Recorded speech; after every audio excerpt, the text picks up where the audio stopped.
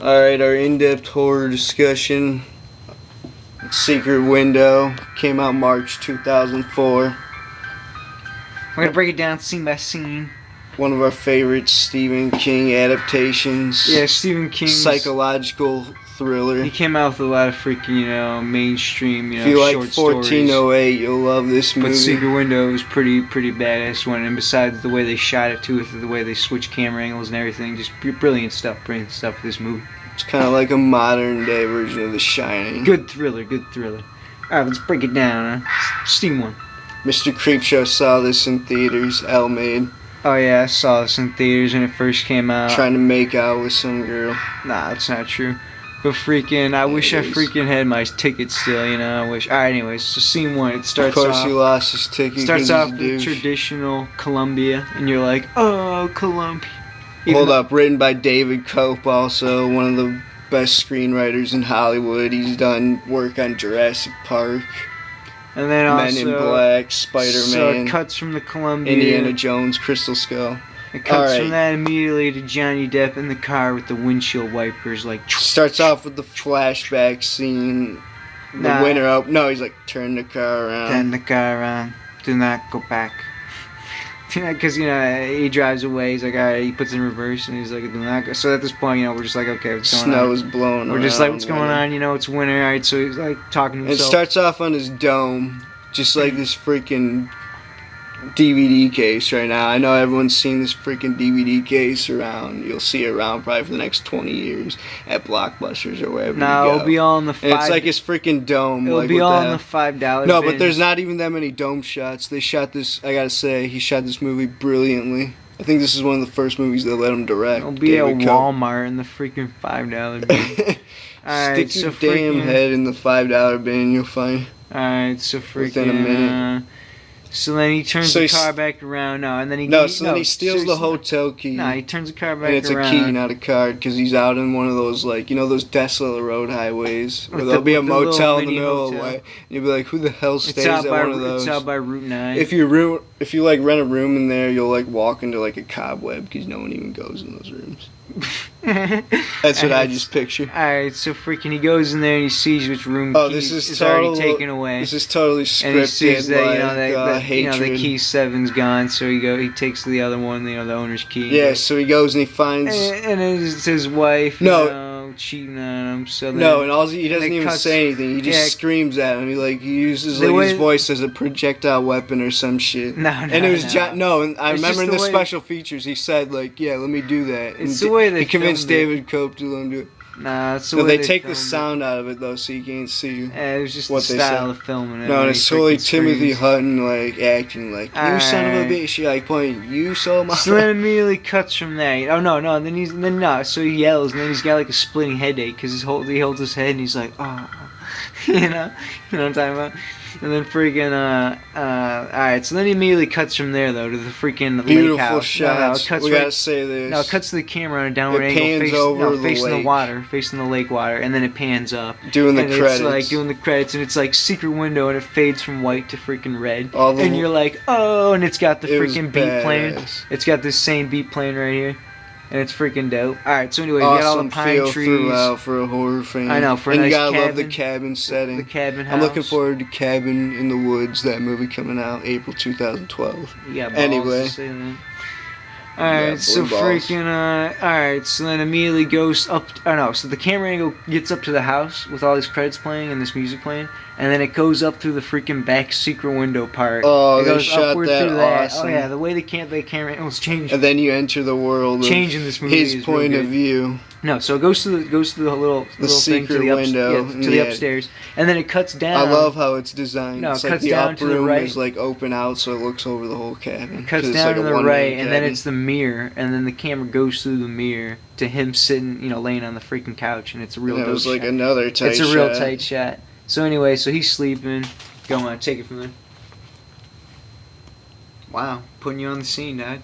You got me confused in there for a second. We're at scene 1.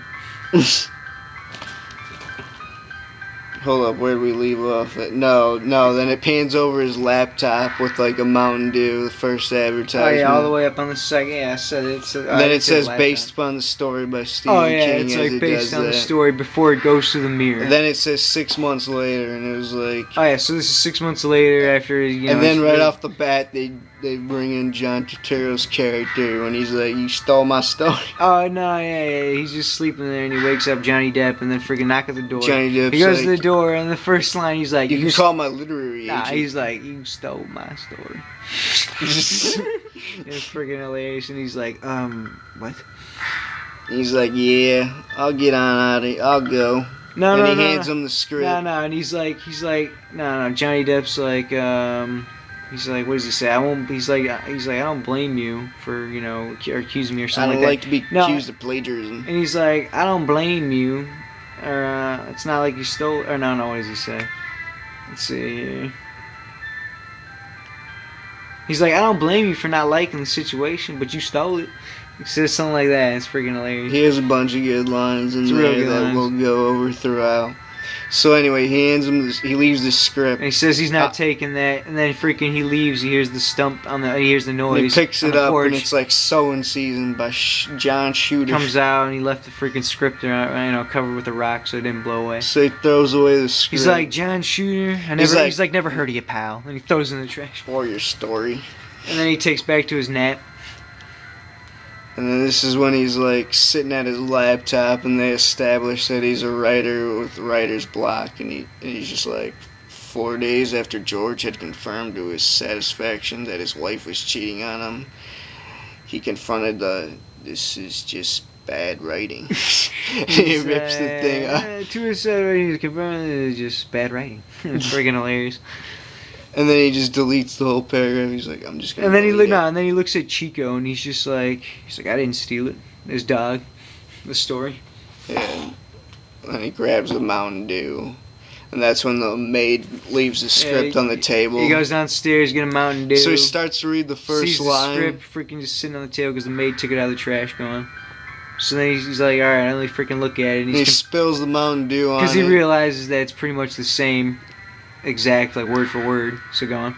He spills the Mountain Dew. Oh yeah, and his maid comes over and she's just like, "Oh, let me get that, He's Mr. like, this Rainey." is not my script. See, John Shooter. And she's like, "Oh, I thought it was one of those pseudonym names." No, I thought what you call it, one of those pseudonyms or names or nims. Nope, never used one. And he's like, "No, never used one. I never used one." And freaking, and she's like, "Oh, I thought you did." Oh, this is tight. Then he goes to his freaking. And he's library. like, "No, it says John Shooter right there. It's not me." And she's like, "Oh, okie dokie then."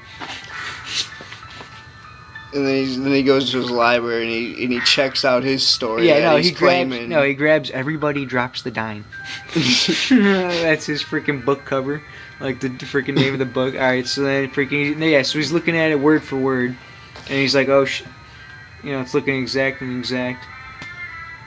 And he's just like, "A woman that steals your love isn't much of a woman at all." Yeah, going through the lines. Then it goes to a flashback. Oh yeah, it cuts to a flashback of like where his wife finds the secret window. Yeah, he's thinking of secret window, the story, that the guy says that he stole, and then he goes to the flashback of like his wife, like find the secret window upstairs right there where he's working at, where he's sitting at his laptop up there. It's behind like a freaking dresser, and she's like, "I'm gonna put my secret garden down there." All right, it's a secret window for a secret garden. Alright, whatever, we're done with that gay line. Alright, so freaking he compares both the scripts and notices that they're similar officially. So then he's like, alright, what the no. So then he freaking then he lights a cigarette and he's like, "I didn't steal it." Then he Johnny Depp. He's got freaking this is hardcore as Pirate of the Caribbean days. He's got freaking Jack Sparrow hair. He's got Jack Sparrow breath.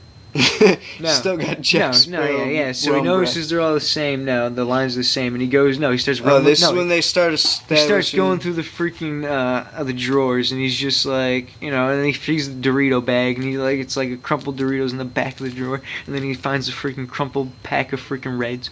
And then the maid's like, "Oh, I'm leaving." And that's when he like hides his cigarette when he's taking. In the he looks middle to of the dog. He looks to the dogs with the cigarette, and he's like, "What?"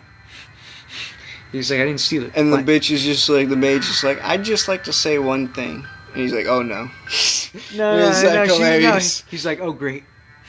And we like laughed at that at the theater. No one else laughed, of course. And it's hard to pick up when you. So the maid comes upstairs. She's like, "Yeah, I'm And gonna be leaving." this is where they establish that he's like socially awkward because he's a writer and he's like a recluse and he obviously likes to be alone just so he can think about. She's like, doing "Some women don't know a good thing work. when they got it."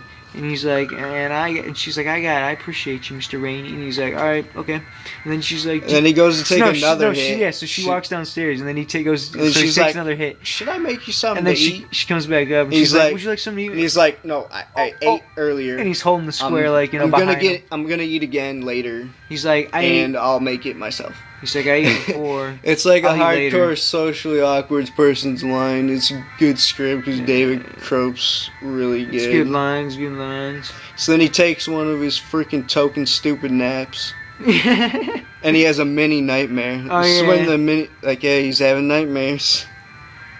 I don't remember what. No. Also, right before when he starts to take that nap, it does the camera like thing where it shows Shooter in the door like shaking, you know, in the black and gray. That's pretty tight, you know how they do that to him, just going to bed because he's thinking about those, this. Well, it's just like a foreshadowing. It's just a foreshadowing, hate. you know, thriller thing, you know, that they do to add, you know, to more keep of the effect. suspense going. Add more effects. So anyways, so he wakes up and Amy his calls. ex-wife. His ex-wife calls, and he's like, divorce. And he's like, "How's Ted?"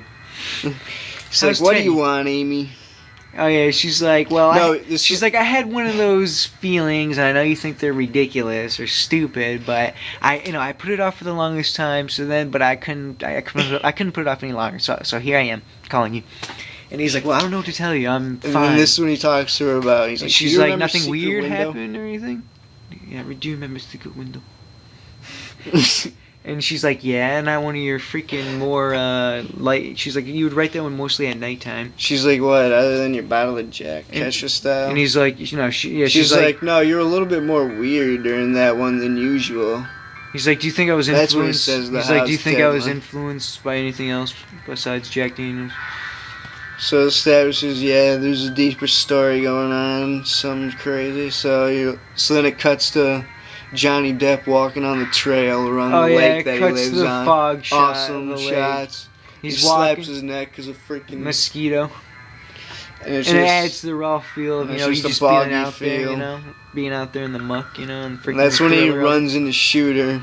Coincidentally, oh yeah, Shooter's just this is like a plot hole. Soaking up the scenery. Nah, Shooter's like freaking establishing his character. Nah, he's like freaking. He's like, "Did you read it?" Nah, he's like freaking scoping out his house, and he's just sitting on the trail, and freaking Johnny Depp just happened to take a stroll that day, and shows up on him, and he's like, "What's up?" And then Johnny Depp's like, "When did you write it?" "I thought you asked that." He's like, "I thought you asked that." He's like, "Yeah, that's why I came all the way up here from Mississippi." I guess. And then this one, Tom Greenfield, the freaking token Bronco, drives by. And it's like, bim, bim, and he's like, you know, waves to him. So he's like, "How'd you get it?" And he's just like, "You know what I want?" He's like, no. He's how like, you? No. He's like, the Hick's like, "How'd you get it? How'd a big money scribbling asshole like yourself?" And he's like yourself, get down to a little shithole town, Mississippi. And it's freaking hilarious. And he's just like, "I wrote it 7 years ago in '97. Yeah. He's like, "You said you wrote yours in '97? I wrote mine in late '94 or '95 or something. '94, and it was published in '95. Eller Queen's magazine. Look it up for yourself." And he's like, "How am I supposed to find that?" And he's just like, "Am I supposed to go down to Amy or down to your house in Riverdale, it's like New York?" In the middle of that, it's like a mini. Oh, we're gonna go to part 2. We'll finish this part in part 2. A secret window, in-depth horror discussion.